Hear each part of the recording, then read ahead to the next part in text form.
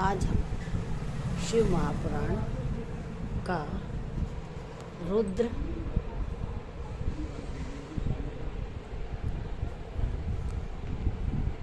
संहिता का पाठ करेंगे। ये शंकर भगवान की जय। उस एक विलक्षण है, उसका यथार्थ फल सुनो। ऐसा पति प्राप्त होगा जो योगी होगा, नग धड़ंग रहने वाला, निर्गुण और निष्काम होगा। उसके न माँ होगी न बाप होगा, उसे मान सम्मान का भी कोई ख्याल नहीं रहेगा और वह सदा अमंगल वेश धारण करेगा।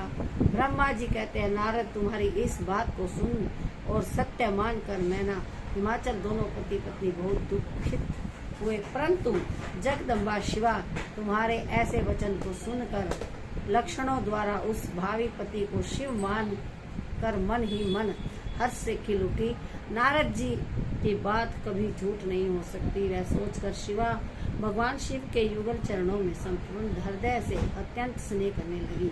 नारद उस समय मन ही मन दुखी हो हिमवान से तुमसे कहा, मुझे उस रेखा का फल सुनकर मुझे बड़ा दुख हुआ। मैं अपनी पुत्री को उससे बचाने के लिए क्या उपाय करूं? मुने तुम महान कौतुक करने वाले हो और वार्तालाप में विशारद हो। हिमवान की बात सुनकर अपने मंगलकारी वचनों द्वारा उनका हर्ष बढ़ाते हुए तुमने इस प्रकार कहा। नारद बोले, गिरिराज तुम स्नेहपूर्वक सुनो, मेरी बात सच्ची है, ये झूठ नहीं होगी। हाथ की रेखा ब्रह्मा जी की लिपि है, निश्चय ही यह मिथ्या नहीं हो सकती। अतः शैल पर्वत इस कन्या को वैसा ही पति मिलेगा, इसमें संशय नहीं है। परंतु इस रेखा के कुफल से बचने के लिए एक उपाय भी है, उसे प्रेम पूर्वक सुनो। उसे करने से तुम्हें सुख मिलेगा। मैंने जैसे वर का निरूपण किया है, वैसे ही भगवान शंकर हैं। वे सर्व समर्थ और लीला के लिए अनेक रूप धारण करते रहते हैं। उनमें समस्त कुलक्षण सद्गुणों के समान हो जाएंगे। समर्थ पुरुष कोई दोष भी हो तो वह उसे दुख नहीं देता, असमर्थ के लिए ही वह दुखदायक होता है। इस विषय में सूर्य, अग्नि और गंगा का दृष्टांत सामने रखना चाहिए। इसलिए विवेक पूर्वक अपनी कन्या शिव को भगवान शिव को के हाथों में सौंप दो। भगवान शिव सब के ईश्वर से निरंकार, सामर्थ्यशाली और अविनाशी हैं। वे जल्दी ही प्रसन्न हो जाते हैं, अतः शिव को ग्रहण कर लेंगे, इसमें संशय नहीं। विशेषतः वे तपस्या वश में हो जाते हैं। यदि शिवा तप करे तो सब प्रकार का काम ठीक हो जाएगा। सर्वेश्वर शिव सब प्रकार के समर्थ है।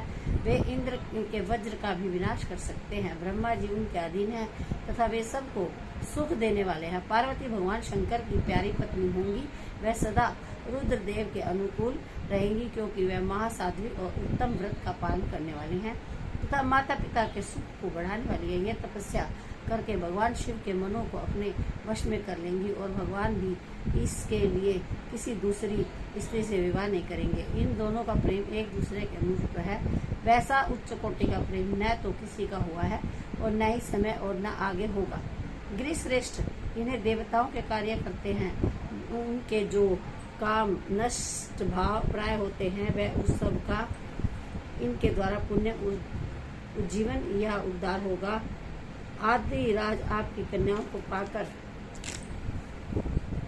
भगवान हर अर्धनारीश्वर होंगे। बोलिए शंकर भगवान की